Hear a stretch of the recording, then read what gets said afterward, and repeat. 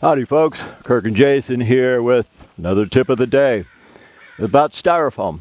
We have done some styrofoam videos, but we got a lot of comments, people talking about you should have left the nails, or why didn't you leave the nails in, why do you embed them? I'm going to explain that. Old man Whitey and I, like 35 years ago, we did work on the waterfront in San Francisco, the wharf, and he told me some things that are quite interesting, which I'll tell you folks, because if you're going to hang styrofoam molds, guys, around windows and doors, you should know this because it's kind of important. I'm going to explain a couple things, guys, too, because we've been doing this forever. In fact, 35 years ago, we did a house that was on the cover of a magazine, and we got to the job. I was partners with another guy. We had a large crew, and they had styrofoam just like this, except it wasn't pre-coated. And I thought, wow, how are we going to hang all that? It filled up a driveway 10 feet high. And the guy says, well, in my garage, I have more. 3-car garage. The whole thing was full to the top. And I thought, oh, man, you bought it. It's not even coated.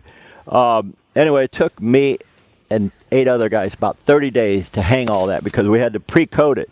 So I want to explain something to you if you're going to do this, guys. Always buy your molds pre-coated. And what does that mean? It means they take this fiberglass mesh tape, they put it on it, and then they put a coat of polybond on it. I'll explain that too in a second. And if you're going to cut this stuff, guys, you see all these loose fibers? These loose fibers, we found out the hard way 35 years ago that you cannot use a wood blade. You need a blade, a masonry blade. And when you do start to cut these, you turn that blade on and let it go to full RPMs like this. Now you run these through. What happens if you don't allow full RPMs? It'll shred this, and it'll take you, instead of say 10 minutes to hang one, it'll take you, well, it'll still take 10 minutes, but all the fibers will be everywhere, and now you're looking at hours to cover the fibers because they loosen up. Anyway, I'll explain something else, guys. How do you adhere these? You adhere it with this stuff here. This is polybond. This is made by La Habra, and you can only buy polybond from a plastering yard such as West Side Building Materials. There's a lot of plastering yards. Polybond is a cementitious adhesive, and this is what it looks like. Now, guys, you mix this stuff up, and then you slack it. What does that mean? You got to wait about 15 minutes, and then you retemp it. You remix it again. Those are the rules, guys. So if you're going to hang styrofoam molds, the most important thing is get them pre-coated and get the right cementitious adhesive. So Jay and I are going to go up top here. And the fella at first, he says, well, gee, Kirk, I'm going to paint this. I'm not putting the molds. So we thought, cool. So then he says, well, after I paint it, would you guys set the molds? And I thought, I don't really like doing molds. They're a drag. But I said, you can't put the cart before the horse. You should hang the molds first and then paint it. So that's what we're going to do today. We're going to hang these, and I'm going to explain why you leave the nail in and don't worry about rust. You see, if this was a terracotta roof right there, it leaks. It bleeds, and so it hits the styrofoam and it bleeds. And if you have nails in it and they're not embedded, and then the polybond over that, the nail can rust. How do you have a galvanized nail rust? The same way a corner rust that's galvanized. You hit the nail with a hammer, that removes the galvanization. For corners, the same thing, where you go over it and over it with stucco, it removes some of the galvanization, and then you can see rust coming through after 10 years. We're going to show you how to prevent that too, because I always get people, they say, Kirk, my corners are rusting and these styrofoam is bleeding like this, but this isn't nail rust. This is the bleeding from the tile. Anyway, we're going to get up there, cover these windows, and we're going to set a few of these, and I'll explain why and how to cover the nails. Okay, guys, we're going to show you how we attach these guys. But first, I want to comment on something. The guy who we did that job for 35 years ago, For all you young guys who just got licensed, watch who you work for. If you got a license and you're just you're happy and all that, there are a lot of sharks out there. This particular fellow who saved a lot of money and had us put on molds after we bid the job, he sued us too. That's some negative crap which I don't go into, but all we did was we hung styrofoam all over his house. He had a castle up on a hill in Tiburon, and this jerk sued us for $25,000, and he won, but we never did the last scratch of brown. He found somebody foolish enough that was young who would be foolish enough to attach all the styrofoam, do all that. Our guys made about $300 a day. Me and my partner at the time made about $50 a day because it took 30 days. And get this, I got a call a month ago, and Jason was at the house. He says, "Hey Dad, some guy calls you and said he remembers working with you and that you were a tall guy with red hair, and maybe it's white by now." And I thought, unbelievable. He actually called me back 30 years later, and he says, "Hey Kirk, I'll never remember me, blah, blah, blah. Would you do some work for me?" And I wanted to pick up the phone and tell him what I really felt, but I thought, don't even give him that satisfaction. Let it go. Just don't return the call. So all you young guys, there's sharks out there, and you got to watch those kind of people. I only bring that up because we were just talking about it, and I thought, wow. Okay, guys, getting back to reality here. What I'm doing is I'm putting this polybond on here. And if it's stiff, that's okay. If it's soupy, that's okay. And what we did is Jay and we already did this one, and I need 2 guys to do a radius. I can't do that radius or the sill by myself, but I can do these by myself. And what you do is you put your polybond on there. You want to go about a 1/4 inch thick, and you could kind of pyramid it in the center. But after you do that, here's what we do. Now, I butter my joints too, like the top, these right here. We butter them because we don't want a hairline crack here. If you don't butter them, they'll get a hairline crack. And then after you got it where you kind of want it, how many of you guys have ever set tile? You know, if you set tile, you notch them so that it adheres better. A scratcher or a tile trowel. Now you can just do this, guys. Now it will adhere better. And when I was talking earlier about adhering, I had a buddy of mine, also here in San Francisco. He did some styrofoam, and what you want to do is getting off that story. What you want to do is go shake it a little bit, shake it, and now it's adhered. What I will do is put 1 nail in this. 1 nail only, guys, and I'm next to the window, so I'm on a stud. I want it on a stud. I don't want it in the center or in the field. I'll put that. Then I'll take a nail punch. This right here, so I don't break my fingers, and I just tap it in. Okay, now, okay, that's embedded. That's okay. But anyway, getting back to my buddy, he's a 52-year stucco contractor in San Francisco. Okay. He called me about 8 months ago. He said, "Kirk, I got a problem. Maybe you could help with a solution." I said, "What's the problem?" He said, we hung a bunch of molds about 9 years ago, and through that humongous storm we just had, 3 of them fell off. I said, "What's the problem? Go hang them. Go reattach them." He said, "The problem is it's a 5-story building, and it's all finished now, and the scaffold alone is $20,000 because it's a finished building." I said, "Well, where'd you put them?" He said, "At the top." I said, "Well, go on top of the building and reach down." He said they're 4 feet from the rooftop, from the parapet. And I thought, oh man. I said, "You got insurance?" He said, "Absolutely." I said, "You might have to tack into that." So why do I leave the nails? I leave the nails because old Whitey said, "Kirk, you gotta leave the nails. Just cover and butter the areas that the nail, once you set them." So I'm going to show you that too.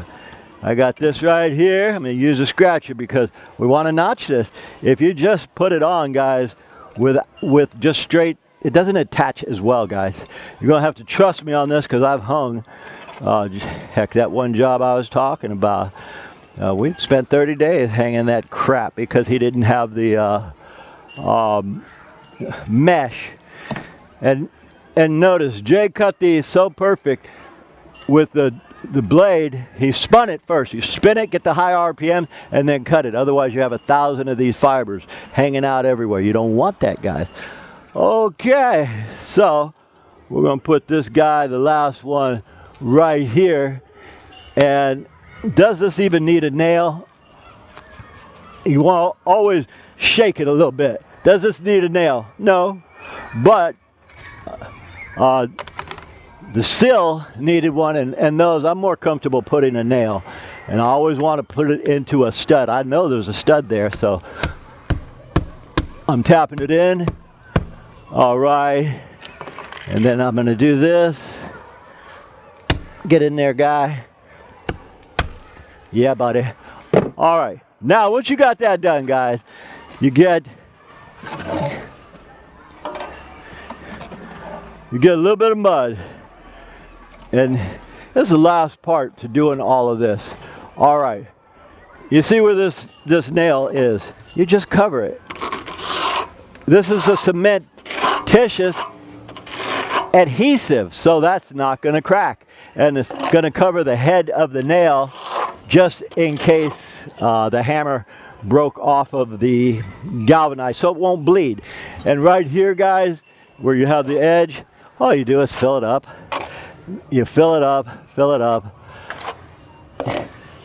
and this will make certain that this mold won't blow off. I mean, if you show the camera that way, we just had a humongous storm. We had a storm that it was pretty good, guys. A serious storm. So if we have another one, I've never been called saying, hey, we had a mold fall off because old man Whitey told me that years and years ago. You don't take the nails out, you leave them in, otherwise you create a hole. You create a hole, and there's a possibility that it could come off. And I'm only saying that because there's some people who disagree with that. And I say, for all you who disagree, that's your prerogative. Do them your way. But we always leave those nails in it. I always have, always will, because I got to make sure that it stays permanently. Right here, where I put it, again, you just do this. I'll show you one last. I'll go ahead and hit this in a second, but not on camera. But here's what you do, guys. You take either a brush or a float. Now this is kind of important, guys.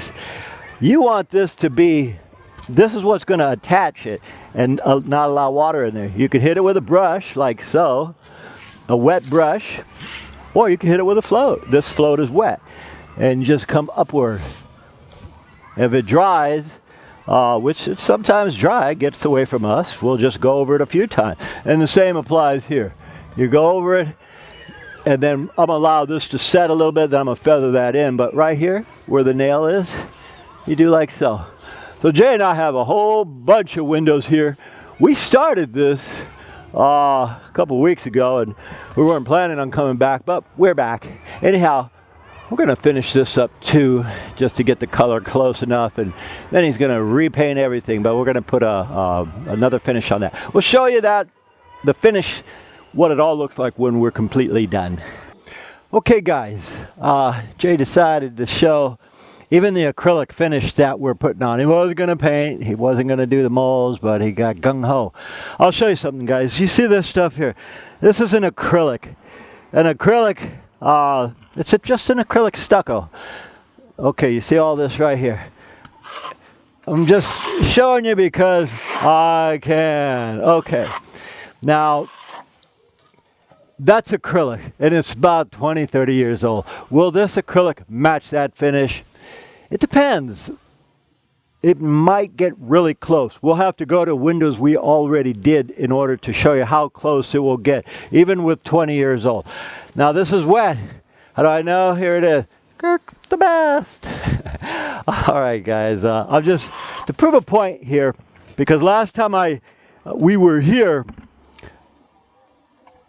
we were doing the cement work too. We did the both coats of cement, and we used the chem set on here, and it was rough. And people say, "Hey, that's kind of rough," but we were too tired to go around and show a wall that was set. Right now, we're still tired because we did a lot of windows. But just to prove something, I'm going to show you guys. You can do this. We spread these all by hand, and we spread this too. And now you just take a float, and you just float up. That just brings the sand out, the aggregate. Okay, so when this dries right here, this finish is going to have the same finish. Will the color be exact? Of course not, because it is 20 years old and this is new. But it's going to be real close. We're going to drop down and we're going to look at a window, two windows that we already did about an hour and a half ago, and you could see it drying very similar to this. Remember this, paint or acrylics dry darker, so this is going to dry a lot darker like the top. Cementitious finishes like a brick or this terracotta roof right here. When they're wet, they're 10 shades darker and they dry lighter. So follow me down here, Jay, and we're going to show you this because last time I was too tired to go all the way and show, but I'm going to put that video in the description of this. All right, guys. This window here, we did it about 2 hours ago. You can see it's kind of drying, and as it dries darker. But I'll give you a better example. Over here, we did this about 3 hours ago, and as you can see, this window here, it's drying. And as I told the owner, man, if it comes out the same color, it's an accident, because the color dictates it, the age of the house, and I already know this is 30 years old, so we just put this one on it, and it's drying very, very similar in color. Anyway, we just thought we'd point that out because of that video when I did the chem set there. I didn't take the time out to come and show this, and that would have showed how well it. Don't forget to mention that the walls can be dirty. They just had their lawns mowed. Oh yeah, too. I mean, not only is it 20, 30 years old, we've had a lot of fires in the last 20, 30 years. All that soot and everything it sticks to the wall. You mow your lawn, guys. You mow the lawn, everything, the dust, dirt, grime goes on it. So there's no way the color can be exact. But here's what you can do. Just like the driver we're using, it's an acrylic stucco. Now, acrylic stucco, they sell the paint for acrylic stucco, and you paint that on, and it lasts 20, 30 years. So if he wanted to get it very uniformed, he could just roll out the drive it paint. Every acrylic has its own paint, which when you coordinate both of them, they last forever. Anyway, I thought I'd point that out. This is Jay's job, so we're just having fun here. My name is Kirk, Jason on the camera, and he helped me to spread all this stuff. We thank you guys for watching, and as usual, we'll see you guys on the next one. All right, folks, we've reached the end of another video. As always, we thank you for watching. If you enjoy what we're putting out for you guys, please like and subscribe to keep supporting us. And as usual, from the entire Giordano family, we'll see you on the next one.